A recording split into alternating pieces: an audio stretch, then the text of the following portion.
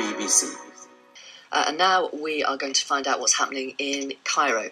We've got various people to talk to because the police there have clashed with hundreds of demonstrators who are demanding the resignation of President Mubarak. The police have been hosing down the crowds to try to disperse them, and protesters have responded by throwing stones. The authorities have shut down internet and mobile phone communications. Today is expected to be the biggest day of demonstrations so far. Yesterday, 5 people died in the clashes and hundreds of people have been arrested. The Middle East envoy, Tony Blair, says countries like Egypt do need to modernise. The challenge has basically been the same for these countries for a long period of time.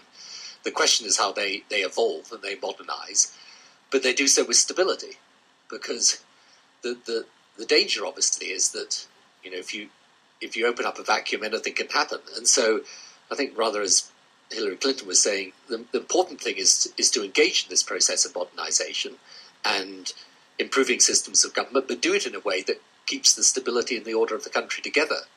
Let's talk first to Mohammed. He's a 25-year-old student from Cairo, is studying in London for a year. Tell our listeners, Mohammed, what people are protesting about. Well, first off, I do support the sacred right to demonstrate peacefully to bring about positive change in the political arena in Egypt. People are not happy with the status quo right now. Almost half of the country lives under $2 a day. Unemployment is on the rise. The government is extremely incompetent in dealing with inflation. And the parliament has only 3% opposition. So the government has literally sealed off every avenue for peaceful change. There was a campaign that started a year ago by Mr. Al-Baradei collecting signatures and on a declaration demanding that the government holds free and fair elections in the coming presidential elections. 1 million Egyptians have signed this petition, and still the government is acting as if nothing happened. Yes. So it's poverty, it's economic policies, it's their corruption, you say. It's the country living under emergency law since the late 60s. Exactly. It's 30 years of martial law. It's all very well for Secretary of State Hillary Clinton to come out and say that Egypt continues to be or the Egyptian regime continues to be a friend and an ally and a stable government. I would like to underline stable government, because that comes at the expense of 30 years of martial law, rigged elections, and a parliament that only has 3% representative of the opposition. And why now are people ignoring the emergency laws, which limits, freedom of assembly effectively? Why are people ignoring that now to get out there on the streets?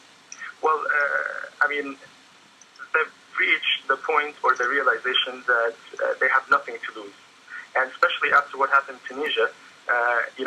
If you have a car, I'd like to have a car too. After what happened in Tunisia, people realized that it's not impossible to remove a dictatorship through peaceful demonstrations, and it's really their last chance. And President Mubarak has pursued economic reform. Is that fair? But not political reform. And he's a man in his 80s. He's not particularly well, but he's going to stand for another 6-year term when presidential elections. Absolutely right. President Mubarak has pursued in the last 5 years. I would like to underline this too. In the last 5 years, yes, he pursued economic reform. Now, 2 things have to be said here. The clock did not start ticking 5 years ago.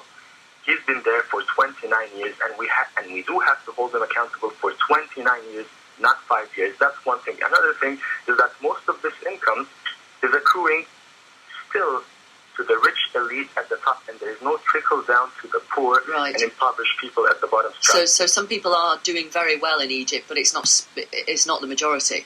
Absolutely. Yes. Right. Okay. Well, thank you very much for talking to us, Mohammed. And we'll talk to more people in Cairo in the next half hour of the programme. It's 11:28. It's 5 Live. BBC.